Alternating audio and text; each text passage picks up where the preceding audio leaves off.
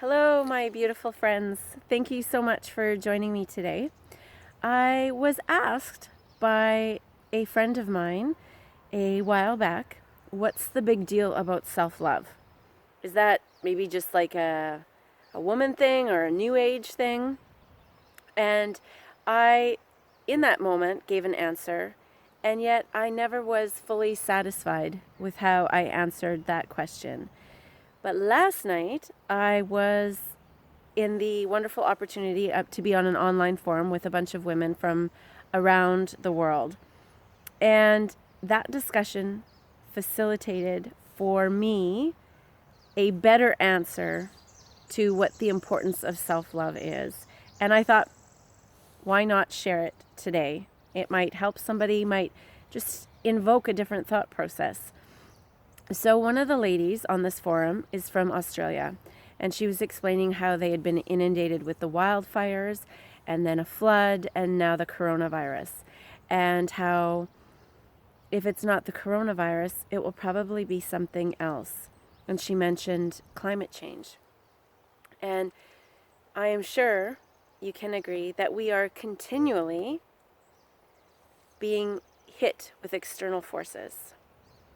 The need for self-love or regulation, self-regulation was a phrase another woman used during this discussion. And in that moment when she used it, I'm like, there it is. That's how I wanted to describe it. Maybe not that word, but when we love ourselves, when we are secure in who we are, faults, qualities, assets, all of it, when we are secure in that, that's when we can really show up in community. That's how we can withstand all the external barrages that come towards us, because we know who we are. We know what we want, and we are secure.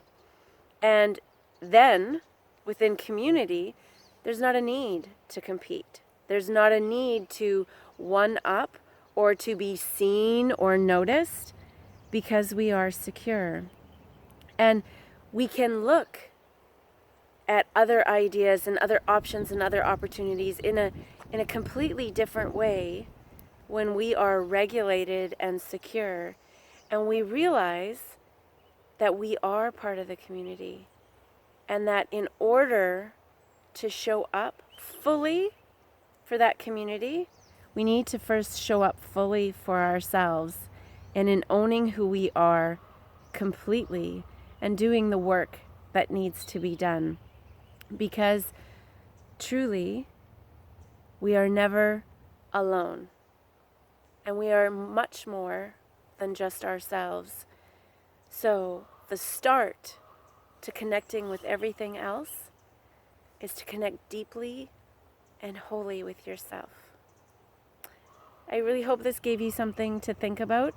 And my dear friend, if you're listening, I hope that answered the question for you much better than I did at that moment. So until I speak to you guys again, stay hydrated, nourished, and well rested. Have a great day.